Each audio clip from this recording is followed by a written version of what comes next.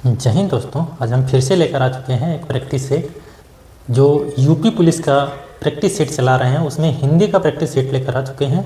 तो हमारे इस प्रैक्टिस सेट से आप पढ़ करके अपना सिलेक्शन सिक्योर करें, क्योंकि हमने जो प्रैक्टिस सेट लाया है वो एग्ज़ाम ओरिएंटेड लाया है और हम सेलेक्टेड हैं। हमें पता है कि कैसा आता है एग्ज़ाम और कैसा एग्ज़ाम आता है और कैसे हमें पास करना चाहिए, तो उस हिसाब से हम पढ़ा भी रहे हैं।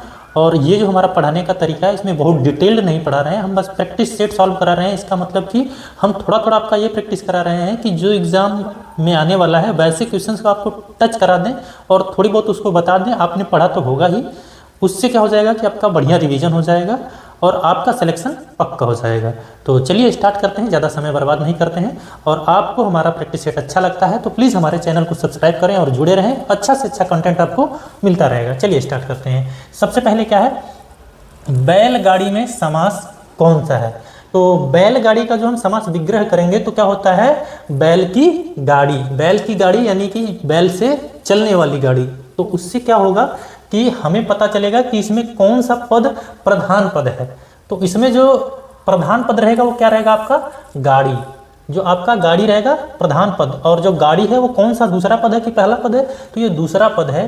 जब कभी भी दूसरा पद कभी भी प्रधान होता है तो उस स्थिति में क्या कहलाता है, तत्पुरुष समास कहलाता है। ये आपका आंसर सही हो जाएगा। ठीक है दोस्तों, हम बहुत फास्ट पढ़ा रहे हैं, प्रैक्टिस सेट को बहुत फास्ट लगा रहे हैं। लोग जो प्रैक्टिस सेट को एक घंटा में सॉल्व कराएं, मैं 30 मिनट से भी कम में खत्म कर दे रहा हूँ। तो इसलिए मैं ज़्यादा से ज़्यादा ऐसे कर रहा हूँ कि बहुत कुछ क्वेश्चन पे बहुत कम बता रहा हूँ, कुछ पे जो जरूरी है वो बता रहा हूँ। और मैं कई प्रश्नों पे जो है आपको दिक्कत ना हो, जब ये पीडीएफ आपको प्रोवाइड कराऊं तो उस पर अलग से आंसर लिखने की बजाय मैंने आंसर को जो है हाईलाइट कर रखा है। ठीक है दोस्तों, तो उससे कोई निगेटिविटी मत लाना अपने माइंड में। ठीक है, हमको समझ में आने से ज़रूरत है कि हमें समझ में आए और हमें सिलेक्शन मिल जाए। क्या हो रहा है, दूसरा क्या कर रहा है, उससे मैटर नहीं करना चाहिए, हमें सिलेक्शन चाहिए। और सिलेक्शन के लिए हमें कुछ भी करना पड़े तो हम सिलेक्शन के लिए करेंगे वही। ठीक है, 1992 व्यास पुरस्कार के विजेता कौन थे? ये टाइपिंग मिस्टेक है, इसके कोई मतलब नहीं है स्टार के। ठीक है, विजेता कौन थे? तो इसमें आपके कौन हो जाएंगे, डॉक्टर शिव प्रसाद सिंह। ये वाला ऑप्शन आपका सही हो जाएगा। ठीक है, परि उपसर्ग में कौन सा शब्द जोड़ें जिससे उसका अर्थ छोड़ना हो जाए? ठीक है, तो छोड़ना कैसे हो जाएगा, तो परि में ताप जोड़ देंगे। परि में ताप जोड़ देंगे तो उसका मतलब होता है परिताप, मतलब होता है छोड़ना। ठीक है दोस्तों, उसके बाद क्या है, कौटिल्य का विलोम शब्द क्या होगा? कौटिल्य का विलोम शब्द क्या होगा? तो कौटिल्य का होता है आर्जव, आर्जव। ठीक है, उसके बाद क्या होता है, प्रतिकूल शब्द में कौन सा उपसर्ग प्रयुक्त हुआ है? प्रतिकूल में उपसर्ग कौन सा है? तो उपसर्ग जो होता है, उपसर्ग मतलब कि होता है वो पहले होता है और प्रत्यय कहाँ होता है, बाद में होता है। तो उपसर्ग की बात किया है तो जो पहले लगा रहेगा, जो पहले रहेगा, तो प्रति और कूल को जब तोड़ दीजिएगा मूल शब्द में, तो मूल शब्द आपका क्या है, कूल है, और इसमें प्रति जोड़ दिया गया है। ठीक है, जब प्रति इसमें जोड़ दिया गया है तो यानी मूल शब्द हमारा कूल हो जाएगा, इसमें प्रति जोड़ के बनाया गया है, तो जो प्रति है वही क्या रहेगा, आपका प्रत्यय रहेगा। ठीक है,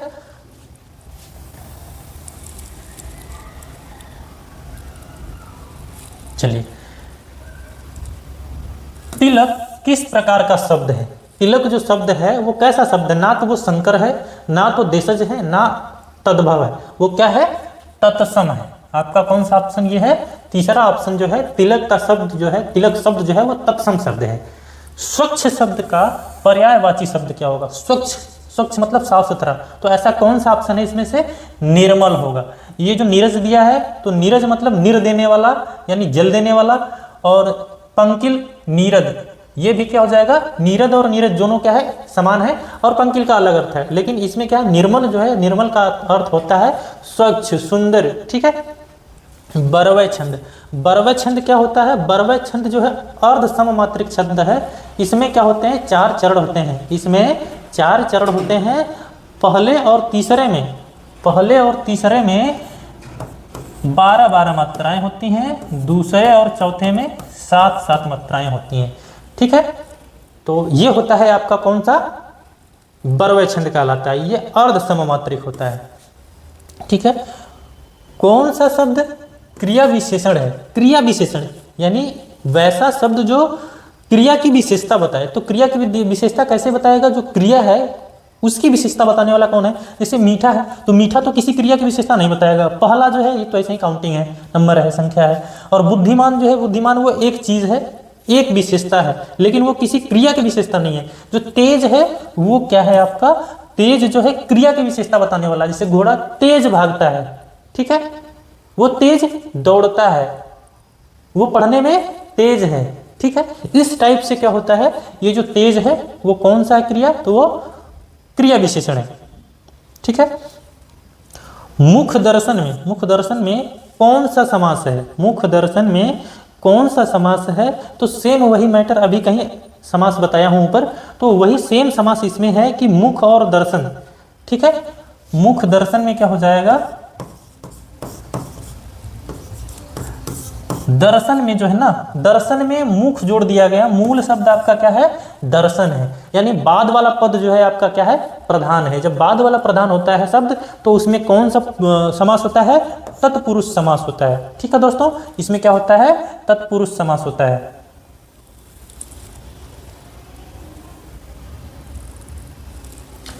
8 कनौजिया 9 चूल्हे, इस लोकोक्ति का क्या अर्थ है भाई? कहीं कहीं टाइपिंग मिस्टेक रहे तो भाई समझ लेना, हमने बहुत जी जान लगा दिया है आपके लिए, जो हमारे कंटेंट प्रोवाइडर हैं वो थोड़ा ज़्यादा बाहर पड़ जा रहा है, तो उस हिसाब से कहीं कहीं मिस्टेक हो सकता है, लेकिन फिर भी मैं रीचेक करता हूँ। कहीं छोटी मोटी मिस्टेक होगी तो होगी, लेकिन मिस्टेक नहीं रहेगी, मैं पूरा चेक करता हूँ। री ध्वनि किस स्वर के अंतर्गत आता है? जो री है ना, ये कौन से स्वर के अंतर्गत आता है? तो इसमें कौन से स्वर के अंतर्गत आता है? ये ह्रस्व स्वर, इसको ह्रस्व स्वर ऐसे रहता है, ठीक है, और ह्रस्व स्वर भी बोलते हैं। तो ये इस स्वर के अंदर, ह्रस्व स्वर के अंदर आता है। इसमें कौन कौन से स्वर होते हैं, कौन कौन से अक्षर होते हैं? तो ये होता है कौन कौन सा? जो छोटा छोटा होता है, अ ई, ये ई तो बड़ा वाला हो गया, अ ई उ, और ये जो री है ना, ये री छोटा वाला है। एक री इसी टाइप का जो होता है वो बड़ा वाला होता है, तो ये छोटा वाला री है। तो जो जो छोटा वाला होता है ना, वो क्या होता है? ह्रस्व स्वर होता है आपका। निम्नलिखित प्रश्नों में 4 विकल्प में से क्रिया का सही रूप वाला विकल्प चुनिए। क्रिया का सही विकल्प कैसे? शायद कल मीरा दिल्ली, अब दिल्ली के साथ क्या लगाना है? तो शायद की बात की जाए और कल की बात की जाए भविष्य में, तो भविष्य के लिए ऐसा कौन सी क्रिया लगाए जिससे कि भविष्य काल को दर्शाया जाए, ठीक है। तो शायद कल की बात कर रहा है, शायद कल मीरा क्या करे? संभाव्य भविष्य, इसमें काल बता दिया है, ऐसे आपके एग्जाम में बता दिया रहेगा कि इसमें आपको किस में बताना है? संभाव्य भविष्य में बनाना है। जब संभाव्य भविष्य में बनाना है तो जाती है तो होगा नहीं, ये तो छोड़ देंगे, इसका ये तो होगा नहीं, ठीक है। जा चुकी है, जा चुकी, ये तो होगा नहीं, जाएगी, तो ये आपका संभाव्य नहीं होगा, ठीक है। तो जाए, तो संभाव्य कौन सा होगा? संभाव्य होने के लिए आपको जाए, शायद कल मीरा दिल्ली, यहाँ पे भरना पड़ेगा जाए। तो इसका कौन सा ऑप्शन होगा? ये वाला ऑप्शन आपका सही हो जाएगा, ठीक है दोस्तों। चलिए नेक्स्ट पे चलते हैं।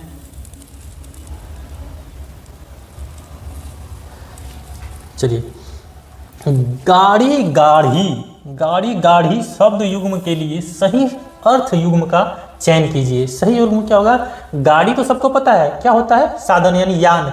और गाढ़ी मतलब कि जो कोई चीज़ गाढ़ी, जैसे क्या है, किसी किसी का, मान लीजिए एग्जांपल ले लीजिए, दूध जो होता है किसी का गाढ़ा होता है, किसी का पतला होता है। और एक गाय और भैंस के दूध में ही कंपेयर करा लिया जाए तो गाय का जो दूध होता है वो पतला होता है और भैंस का दूध जो होता है गाढ़ा होता है। उसी टाइप का कलर, कभी कभी कोई बोलता है ना कि गाढ़ा कलर है और हल्का कलर है, तो उस वाले गाढ़ी की बात कर रहा है ये गाड़ी यानी यान होगा, और ये गाड़ी गाढ़ी, ये क्या होगा आपका? गहरी होगा, ठीक है। तो यान और गहरी की बात करेगा, ठीक है। भ्रमर शब्द के पर्यायवाची शब्द का चयन कीजिए। पर्यायवाची शब्द इसका कौन होगा भाई? भ्रमर का होगा मधुकर, भ्रमर का मधुकर होगा। त्यागपत्र यानी ये जो उपन्यास है इस किसकी रचना है? ये जो उपन्यास है वो किसकी रचना है? तो जैनेन्द्र कुमार की है, ठीक है। चलिए अब गद्यांश आ गया हमारे सामने। गद्यांश को मैंने पिछले वीडियो में बताया था कि गद्यांश को कैसे करना होता है। गद्यांश के स्टार्टिंग के 2-3 लाइन पढ़ लेने से क्या होता है कि कुछ मिल जाता है, और 2-3 लाइन लास्ट के पढ़ लेने से कुछ मिल जाता है मैक्सिमम जगहों पे, लेकिन कहीं कहीं आपको पूरा पढ़ना आता है। लेकिन उससे पहले आपको क्या करना पड़ता है? इनको लगाने से पहले एक बार 4-5 ऑप्शन जो प्रश्न जो रहते हैं इसके गद्यांश के, उन प्रश्नों पे आप देख लीजिएगा, कभी कभी वो गद्यांश से अलग ही हट के पूछा रहता है, ठीक है। उसमें कोई शब्द दिया रहेगा तो उसका पूछ देगा इसका पर्यायवाची क्या होगा, तो पर्यायवाची तो उसमें थोड़ी ना मिलेगा आपको, पर्यायवाची तो वैसे ही आपको पता होना चाहिए, इसका किसी चीज़ का उसमें कोई शब्द रहेगा उसका विलोम पूछ लेगा, तो वो इस गद्यांश से बाहर का होता है। तो इस बार एक बार जरूर जो है आपको क्या करना पड़ेगा, आपको प्रश्नों को पढ़ लेना पड़ेगा जो गद्यांश का होता है। लेकिन हम यहाँ पे सीधा क्या करेंगे, अभी हम एग्जाम में प्रैक्टिस सेट सॉल्व कर रहे हैं तो हम थोड़ा एक बार पढ़ के सुनाएंगे, क्योंकि हमें तो इसके ही बारे में समझाना है और इसके बारे में आपको सॉल्व कराना है। तो चलिए हम पढ़ते हैं। वैज्ञानिक प्रयोग की सफलता ने मनुष्य की बुद्धि का अपूर्व विकास कर दिया है। द्वितीय महायुद्ध एटम बम की शक्ति ने कुछ क्षणों में ही जापान की अजेय शक्ति को पराजित कर दिया। ठीक है, मतलब कि अजेय जिसको हराया नहीं जा सकता था उसको किसने नष्ट कर दिया, ये आपका है एटम बम ने। एटम बम की वजह से जापान जो है क्या हुआ, पराजित हुआ। चीजों को ध्यान से रखिएगा, इसी से रिलेटेड प्रश्न मिलेंगे। इस शक्ति की युद्धकालीन सफलता ने, ये जो शक्ति की बात कर रहा है किस शक्ति की बात कर रहा है, ये एटम बम की शक्ति की बात कर रहा है। सफलता ने अमेरिका, रूस, ब्रिटेन, फ्रांस आदि सभी देशों को ऐसे शस्त्रास्त्रों के निर्माण की प्रेरणा दी कि सभी भयंकर और सर्वविनाशकारी शस्त्र बनाने लगे। मतलब अभी क्या होने लगा है कि इस जापान का जो जापान के ऊपर जो ये एटम बम वाला कांड हुआ था, उससे लोग इतना डर गए, उससे इतना सीख लिए कि हमारे पास भी हमें इतनी शक्तिशाली रहना चाहिए, नहीं तो हमारा भी ऐसे ही क्या हो जाएगा, विनाश हो जाएगा। ठीक है, तो इस तरीके से जो है बाकी देश, ये जो देश है इसके अलावा और भी देश जो है, ये जो बताया गया है अमेरिका, रूस, ब्रिटेन, फ्रांस और भी कई सारे देश, सारे देश जो है लगभग अच्छे से अच्छे हथियार यानी शस्त्र क्या करने लगे, बनाने लगे। अब सेना को पराजित करने तथा शत्रु देश पर पैदल सेना द्वारा आक्रमण करने के लिए शस्त्र निर्माण के स्थान पर देश के विनाश करने की दिशा में शस्त्र बनने लगे हैं। इन हथियारों का प्रयोग होने पर शत्रु देशों की अधिकांश जनता और संपत्ति थोड़ा याद रखना, जनता और संपत्ति थोड़े समय में ही नष्ट हो सकेगी। ये चीजें याद रखना, आगे हो सकता मिलेगा। क्योंकि ऐसे सशस्त्र या शस्त्रास्त्र प्रायः सभी स्वतंत्र देशों के संग्रहालयों में कुछ न कुछ आ गए हैं। अब ऐसे सभी देशों के पास कुछ न कुछ आ चुके हैं, अतः युद्ध की स्थिति में उनका प्रयोग भी अनिवार्य हो जाएगा। मतलब कि जब अगर आपके पास रहेगा तो आप लड़ाई करोगे ही करोगे जरूरत पड़ने पे उससे। अतः दुनिया का सर्वनाश या अधिकांश नाश तो अवश्य ही हो जाएगा। इसलिए निशस्त्रीकरण की योजनाएं बन रही हैं। मतलब अब निशस्त्रीकरण का भी योजना बन रहा है और नियम कानून बन रहे हैं कि कोई ऐसे ही किसी के ऊपर हमला नहीं कर देगा, किसी देश के ऊपर। शस्त्रास्त्रों के निर्माण में जो दिशा अपनाई गई है उसी के अनुसार आज इतने उन्नत शस्त्रास्त्र बन गए हैं जिनके प्रयोग से व्यापक विनाश आसन्न दिखाई पड़ता है। अब भी परीक्षणों की रोकथाम तथा बने शस्त्रों के प्रयोग को रोकने के मार्ग खोजे जा रहे हैं। इन प्रयासों के मूल में एक भयंकर आतंक और विश्व विनाश का भय कार्य कर रहा है। मतलब कि ये जो है ना, इससे क्या हो रहा है कि सभी लोग इतना ज्यादा हथियार बना रहे हैं जिससे कि क्या हो सकता है, भय बना हुआ है कि आगे अगर कुछ युद्ध हुआ तो बहुत ज्यादा विनाश होगा।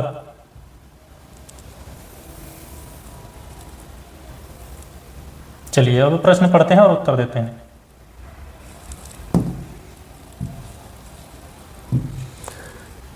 एटम बम की अपार शक्ति का प्रथम अनुभव कैसे हुआ? ऊपर बताए थे ना कि हमने उसको सर्कल भी किया था और अंडरलाइन भी किया था। तो ये कैसे पता चला था? जापान की अजेय शक्ति जो हमने उसको ऊपर सर्कल किया था ना, अजेय शक्ति की पराजय से। जब जापान के पास अजेय शक्ति थी लेकिन फिर भी वो क्या हो गया, पराजय हो गया। उसके कारण ही सबको इसकी एटम बम की शक्ति का प्रथम अनुभव हुआ। उससे पहले तो कहीं इतना बड़ा प्रयोग हुआ नहीं था, वहीं से इसका पता चला है। बड़े बड़े देश आधुनिक विनाशकारी शस्त्रास्त्र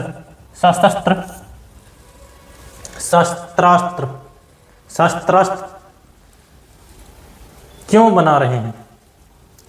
अपने संसाधनों का प्रयोग करने के उद्देश्य से नहीं, पारस्परिक भय के कारण। पारस्परिक भय ऊपर लिखा हुआ था कि ये जो सभी देश अब क्या करने लगे, उस जापान के पराजय के बाद से सारे देश, जिसमें कुछ देशों के नाम ऊपर लिखे हुए थे, कि ये सारे देश अब बहुत तेजी से जो है शस्त्र बनाने लगे हैं। ठीक है, आधुनिक युद्ध व विनाशकारी होते जा रहे हैं, भयंकर व विनाशकारी होते जा रहे हैं। आधुनिक युद्ध जो है वो भयंकर और विनाशकारी होते जा रहे हैं। क्यों ऐसा हो रहा है भाई? अधिकांश जनता और उसकी संपत्ति नष्ट हो जाती है। आधुनिक जितना भी युद्ध हो रहा है उसमें सबसे ज्यादा नुकसान हो रहा है, जनता का भी और संपत्ति का भी।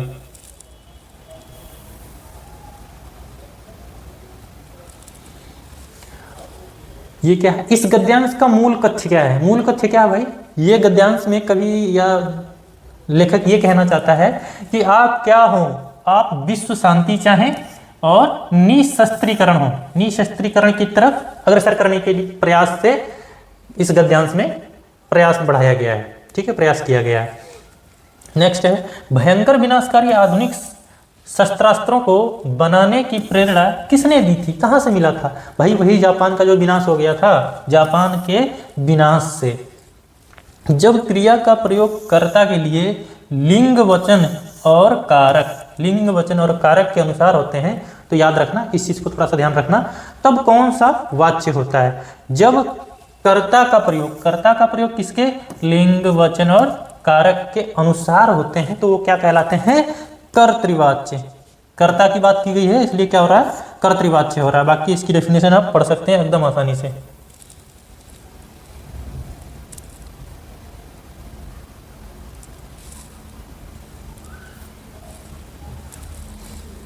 निम्नलिखित में से कौन सा अव्यय का भेद नहीं है? ठीक है, तो अव्यय 5 प्रकार के होते हैं। एक तो विस्मयादि होता है, क्रिया विशेषण होता है और संबंध बोधक होता है। ये तो सभी होते हैं, लेकिन ये भेद पूछा है कि नहीं कौन से हैं, कौन सा नहीं है? तो परिमाण बोधक जो होता है ये उन 5 में नहीं होता है। ठीक है, तो आपका ऑप्शन कौन सा सही होगा? ये वाला ऑप्शन सही हो जाएगा, यानी क्या? परिमाण बोधक। क्रम की दृष्टि से कौन सा वाक्य अशुद्ध है? मतलब कि कुछ शब्दों के क्रम से, शब्दों को सही क्रम में व्यवस्थित करने के अनुसार कौन सा ऐसा है जो अशुद्ध है? तो राहुल क्या लिख रहा है, ये भी सही हो सकता है। राहुल क्या सोच रहा है, ये भी सही हो सकता है। राहुल क्या कर रहा है, ये भी सही हो सकता है। लेकिन राहुल क्या जा रहा है, ये तो कोई सही सेंटेंस बन नहीं रहा है, सही क्रम तो बन नहीं रहा है। ठीक है, तो इसलिए यही वाला ऑप्शन आपका क्या हो जाएगा? सही हो जाएगा। ठीक है, अशुद्ध छांटना था, तो अशुद्ध वाला वही है। कौन सा शब्द पत्र शब्द का अनिकार्थी नहीं है? पत्र का अनिकार्थी नहीं है, ऐसा कौन सा है? तो पत्र का तो पुष्प होगा नहीं ना भाई, पुष्प तो फूल का होता है ना, तो पत्र का आपका पुष्प नहीं होगा अनिकार्थी, बाकी होंगे। निम्नलिखित में से कौन सा अर्थालंकार है? अर्थालंकार का क्या मतलब होता है? जिसके अर्थ के कारण क्या होता है? चमत्कार होता है। ठीक है, तो वो क्या कहलाएगा? अर्थालंकार कहलाएगा। तो अर्थालंकार इसमें किसमें ऐसा है जिसमें अर्थ के कारण चमत्कार उत्पन्न होता है? तो वो है रूपक अलंकार। ठीक है, रूपक अलंकार। निम्नलिखित में से कौन सा घोष वर्ण है? घोष वर्ण कौन कौन से होते हैं भाई? सभी जो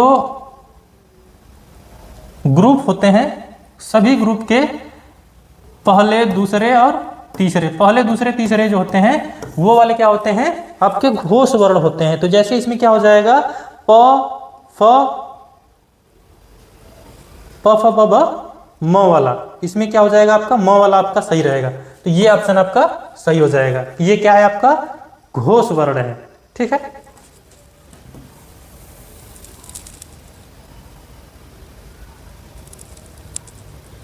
छत से ईंट गिरी में कौन सा कारक है? छत से, तो अभी हमने कल वाले पिछले प्रैक्टिस सेट में बताया था, कर्ता ने कर्म को करण से, ये वाला पूरा आप लोग याद कर लीजिए, डायरेक्टली उससे आपका बेनिफिट होने वाला है। छत से की बात कर रहा है तो छत से किसमें होता है? अपादान कारण में होता है, अपनदान में। ठीक है, तो आपका अपादान कारक सही हो जाएगा। ये मुख्य क्रिया के अर्थ को स्पष्ट करने वाली क्रिया होती है। कौन सी क्रिया होती है? मुख्य क्रिया को जब कभी भी स्पष्ट करना होता है तो वो हेल्पिंग वर्ब से होता है। हेल्पिंग वर्ब मतलब सहायक क्रिया। ठीक है, सहायक क्रिया, इसमें कामा नहीं होगा, गलती से कामा लगा हुआ है। सहायक क्रिया जो होती है वही मुख्य क्रिया को क्या करती है? स्पष्ट करने वाली क्रिया होती है। एक मुलाकात जो कहानी है, उस कहानी के कथाकार कौन है? तो उषा राज है, उषा राज।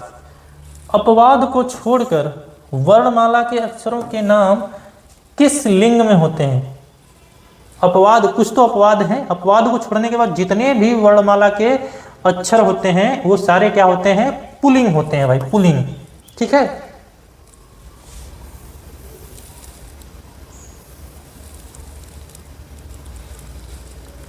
अनेक शब्दों के लिए एक शब्द का चयन कीजिए जिसे टाला न जा सके। जिसको टाला ना जा सके मतलब वो क्या होगा? उसको करना पड़ेगा, मतलब वो कैसा है? अनिवार्य टाइप का है, तो वो क्या हो जाएगा? अनिवार्य आपका ऑप्शन हो जाएगा सही। निम्नलिखित वाक्य के लिए मुहावरा बताइए। जो मीठी मीठी बातें करता है और उससे मीठी मीठी बातों में भी लज्जित कर दे आपको, तो ये क्या होता है कि मखमली जूते मारना। इसका अर्थ है क्या? मीठी मीठी बातों से लज्जित करना। ठीक है, मिथ्या आडंबर। मिथ्या आडंबर के अर्थ में किस लोकोक्ति का प्रयोग हुआ है? तो मिथ्या आडंबर जो होता है, छटाक चून चौबारे रसोई, छटाक चून चौबारे रसोई के लिए प्रयोग हुआ है। ठीक है, उसके बाद क्या आ जाएगा? अनाज। अनाज का क्या होता है कि पर्यायवाची शब्द पूछ रहा है आपसे, तो अनाज का इसमें जो ऑप्शन दे रखे हैं, ऑप्शंस के अनुसार इसमें से कोई नहीं है, बस केवल क्या है आपका एक है जो सस्य है, वो इसका पर्यायवाची माना जाता है।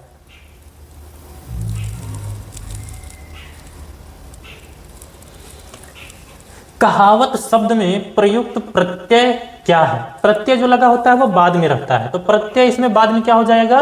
वत। कहा में वत लगा दिया गया है। ठीक है, तो क्या हो जाएगा? कहावत। ये वाला ऑप्शन आपका सही हो जाएगा।